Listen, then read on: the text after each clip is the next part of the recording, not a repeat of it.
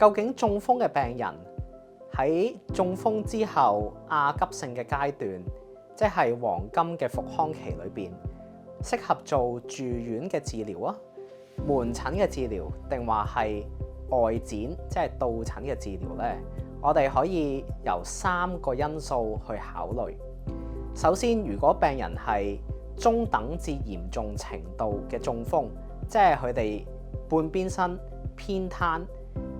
大概係2-3成嘅力度到完全係0分冇控制嘅話，呢一類嘅病人，我哋都係強烈建議佢哋可以入住我哋中心去做住院方面嘅治療嘅。因為首先佢哋可以避免密集式嘅治療嘅時候，每日由屋企過嚟我哋嘅中心，中間舟車勞頓嘅過程，佢哋坐車嚟到我哋中心，對佢哋嘅體力啦，同埋對佢哋嘅精神咧，都會打咗折扣。過到嚟我哋中心嘅時候，比較難去進行密集式同埋強烈嘅訓練，所以佢哋嘅康復進度咧，亦都會受到影響嘅。而住喺我哋中心嘅時候，佢哋就可以每日好方便過嚟我哋嘅治療室去進行復康方面嘅訓練。第二個考慮因素就係呢一類中風病人，佢哋啱啱頭半年至1年嘅時候，中風再復發嘅機率其實係特別高嘅。而喺我哋中心，我哋24小時有護士嘅團隊可以觀察住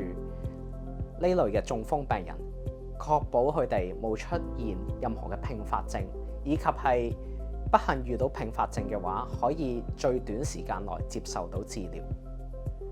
至於第3個考慮嘅因素，就係當呢啲中等至嚴重偏癱嘅中風病人入住我哋中心嘅過程裏邊，呢2-3個月或者以上嘅時間，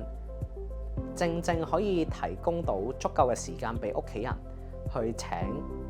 工人姐姐，同埋進行屋企嘅裝修工程，從而喺病人可以行得返、寫得返嘢嘅時候，迎接佢哋返屋企。咁講完住院治療嘅考慮因素咧，門診治療究竟適合邊一類嘅中風病人呢？一般嚟講，會適合一啲輕微中風嘅病人，佢哋可能想修復返行路嘅姿勢啦，或者增強返體能，去重拾佢哋原本嘅生活方式。呢類病人就可以進行門診嘅治療啦。至於到診治療或者家居治療，就會適合一啲原本喺我哋中心嗰度居住嘅病人。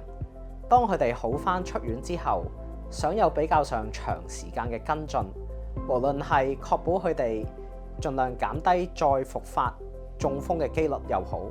或者可以繼續保持到佢哋運動嘅作息又好，